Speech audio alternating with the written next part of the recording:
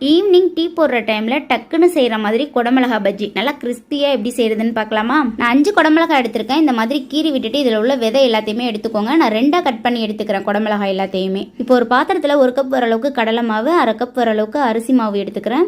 அப்புறம் தேவையான அளவு உப்பு, 1/2 ஸ்பூன் வர அளவுக்கு மிளகாய் தூள், அப்புறம் 1/2 ஸ்பூன் வர அளவுக்கு இஞ்சி பூண்டு பேஸ்ட்டு, ஃபுட் கலர் வேணும்னா நீங்கள் சேர்த்துக்கலாம். நான் ரொம்ப கம்மியாக சேர்த்துக்கிறேன். 1/2 ஸ்பூன் வர அளவுக்கு பெருங்காயத்தூள் சேர்த்துட்டு இப்போ தண்ணி கொஞ்சம் கொஞ்சமாக சேர்த்து இதை நல்லா கலந்து விட்டுக்கலாம். பஜ்ஜி மாவு கொஞ்சம் திக்காக தான் இருக்கணும்.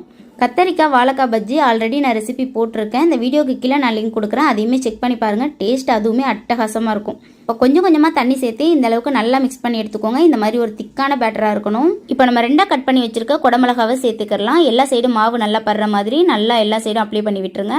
அதுக்கப்புறம் நம்ம இப்போ சூடான எண்ணெயில் இதை பொரிச்சு எடுத்துடலாம். சைடில் அப்படியே ஆயிலையுமே சூடு பண்ணியாச்சு. இப்போ நம்ம பஜ்ஜி மாவில் நல்லா முக்கி எடுத்து இதில் போட்டு விட்டுறலாம். போட்டு விட்டுட்டு நல்லா எல்லா சைடும் நல்லா திருப்பி விடுங்க. சூப்பராக அப்போ தான் நல்லா கிறிஸ்பி ஆகும்.